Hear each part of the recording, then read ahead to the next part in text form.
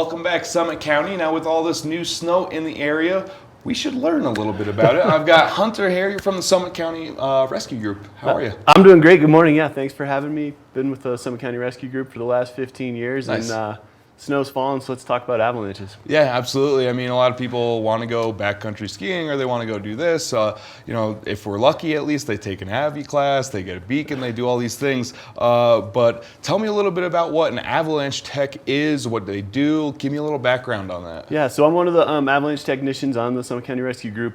What that essentially is like everything else, we have highly specialized roles within the search and rescue team. So We've got our medical providers, Yes. our technical rescuers.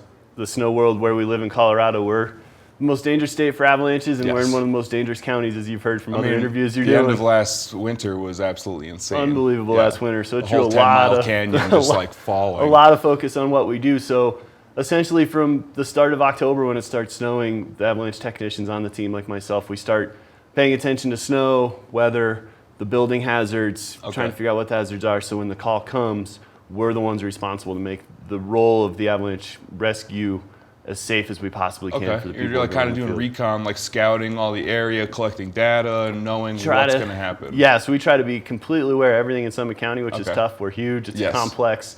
Work with the CIC, the Colorado Avalanche Information Center, a lot. And we just kind of have to keep our heads in the snow science world all the time in case the call comes, because we never know where we're going and when.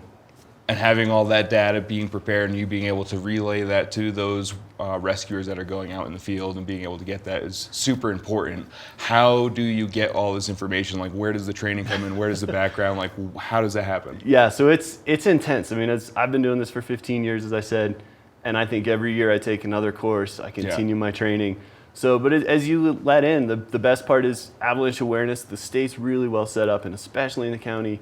From just the people who want to get a little tiny bit of info on a one-night avalanche awareness course or a know before you go type of program, to all the way up to a professional level 3 or avalanche guiding course. You can do all of that in Summit County and take all of those courses. So we're really fortunate. So for me, it's just been living in the snow, loving the snow, trying to do more, push further into the backcountry, but also do it safely, wisely, and then now kind of switching that role into the rescue world, where my role is to take care of the other people who are doing that and have bad days happen. They happen to all of us, and so my job is to try to make it better.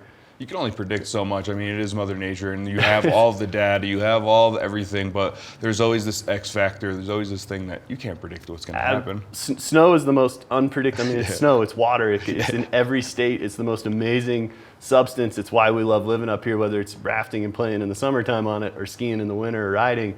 But yeah, you can have all the knowledge in the world, but the's it's on its own plan.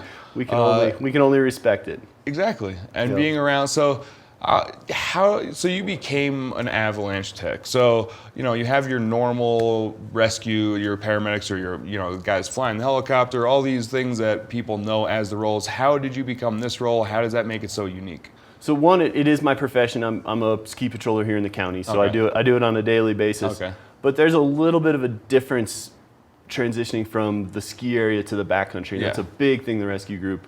We work well together, but for me, there's two really different and complex parts of being an avalanche technician for rescue.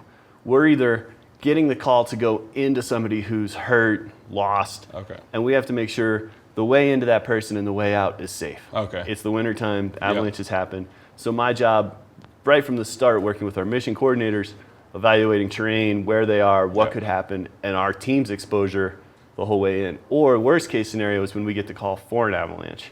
And then, as you said, that's when we might even be flying in with the Flight for Life, snowmobiling in, so we already know an avalanche happens. So the danger is already high. There's someone in need. My job once we're on that scene is to not only facilitate the rescue, be the guy on the radio communicating all of the needs and the hazards back to the trailhead for the people coming in to assist us, looking out for the avalanche rescue dog who I'm flying in with, which I know you had John and Recco in here a little while back. We've had a bunch of you guys. What a great team to work with, and so I'm the eyes and the ears and the safety decision maker for two people and a dog in a high avalanche danger. So it's a really complex and kind of all over the place. Well, thank you for coming in this morning. It's super complex. All you guys keep coming in this week and keep giving us more information. We super appreciate it. We want to keep you guys safe. Stick around, guys. We are going to take a little break, and we'll be right back after this.